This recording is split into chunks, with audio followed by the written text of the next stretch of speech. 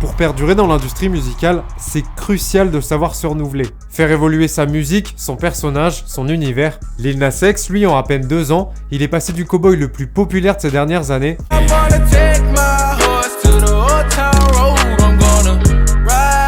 à offrir une danse très caliente à Satan.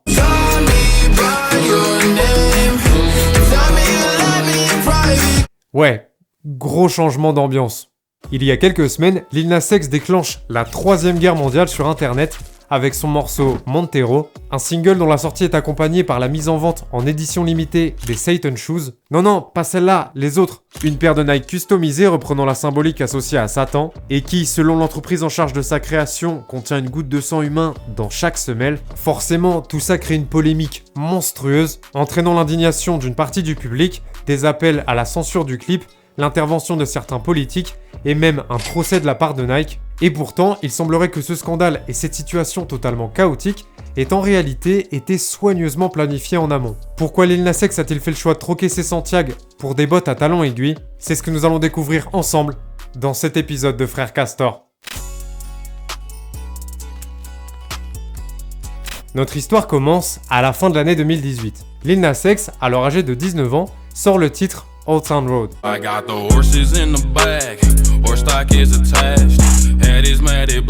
Lui, dans son esprit, il en est convaincu, c'est cette chanson qui va le faire percer. Sauf que sur le papier, c'est pas si évident que ça. À ce moment-là, il est totalement méconnu, sa sœur l'héberge car il a pas de thunes, et accessoirement, il a dépensé les $50 qui lui restaient pour acheter l'instrumental trouvé par hasard sur YouTube et enregistrer le morceau en moins d'1 heure dans un studio pas ouf. Autant dire qu'en termes de probabilité, Lil Nas X a autant de chances de réussir que moi de garder mes cheveux. Mon père ressemble à ça. Et pourtant, il a un plan pour arriver à ses fins. Durant les semaines suivant la sortie d'Old Town Road, il inonde internet de mèmes pour faire la promotion du morceau. Une stratégie payante puisque début 2019, le titre devient viral, notamment sur TikTok. Suite à ça, Old Town Road intègre le top single américain dans 3 catégories différentes, country, R&B, hip-hop et toujours confondu, sauf que le morceau est rapidement retiré du classement dans la catégorie country. Une décision qui fait polémique, et grâce à la couverture médiatique que ça entraîne, le single va être propulsé dans la stratosphère, puisque le 5 avril 2019, Lil Nas X sort le remix d'Old Town Road, accompagné par Billy Ray Cyrus, une légende de la country qui lui apporte son soutien.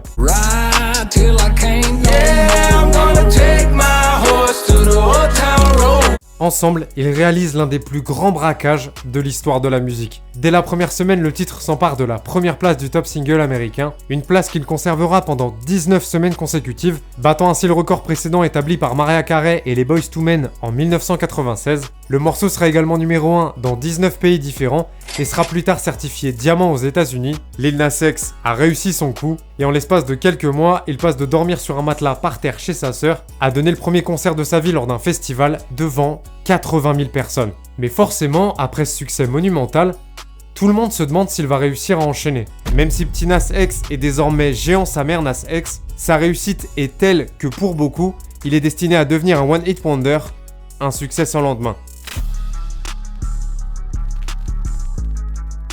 N'en déplaise à ses détracteurs de l'époque, en plus d'avoir les lunettes les plus stylées de la galaxie, Lil Nas X n'est pas un one-hit wonder.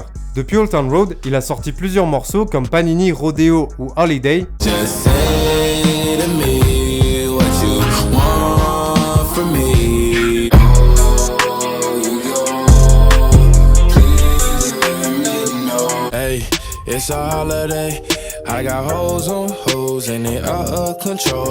Certifié respectivement 5 fois platine, double platine et platine aux États-Unis. Mais le truc, c'est qu'il est très ambitieux et qu'il veut pas en rester là.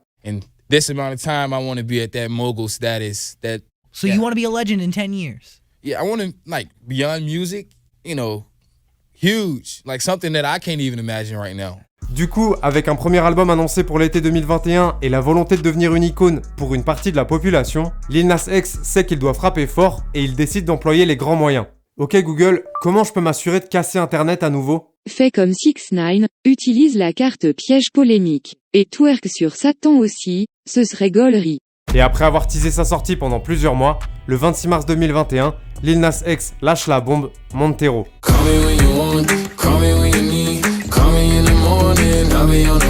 Le moins qu'on puisse dire, c'est que le clip qui comprend de nombreuses références bibliques suscite de vives réactions.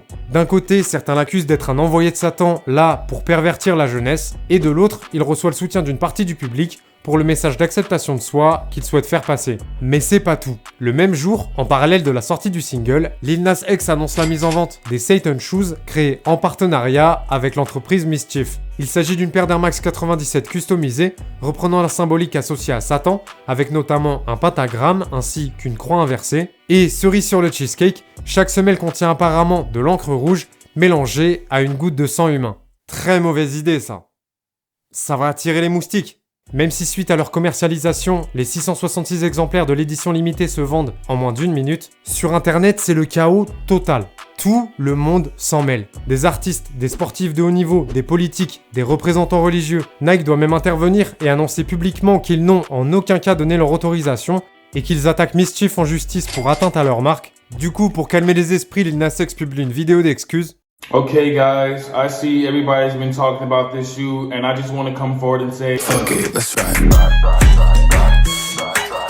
Ouais, bon, en réalité, il troll fort. Et en plus de ça, Mischief met en vente un t-shirt sur lequel est imprimée l'assignation en justice qu'ils ont reçue de la part de Nike. Oh les bâtards.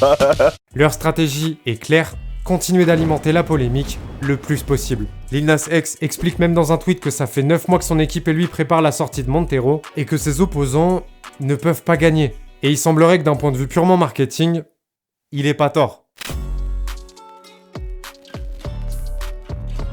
Avec la sortie de ce single, Lil Nas X souhaitait atteindre 2 objectifs. Faire monter la hype autour de son premier album qui arrive prochainement et encourager le plus grand nombre, au travers de cette chanson, à être pleinement soi-même, sans concession. Et si on se concentre sur les chiffres, les résultats sont là. Dès la première semaine, Montero devient numéro 1 du top single américain et intègre également le classement dans 29 pays différents. Au moment où je tourne cette vidéo, le morceau est d'ores et déjà certifié platine aux États-Unis et en moins de 2 mois, le clip cumule près de 200 millions de vues sur YouTube. Une sacrée perf due en partie à la stratégie mise en place par Lil Nas X. En cherchant délibérément à créer la polémique, toutes les personnes qui y participent font en réalité partie intégrante de sa campagne marketing. Ceux qui le détestent, ceux qui le soutiennent, les médias qui couvrent l'affaire, Nike qui porte plainte, moi qui en parle actuellement, chaque réaction, chaque critique constitue une opportunité supplémentaire de gagner en visibilité. Et finalement, toute l'attention que ça génère est redirigée pour promouvoir sa musique et renforcer le message qu'il veut faire passer. Alors forcément, désormais,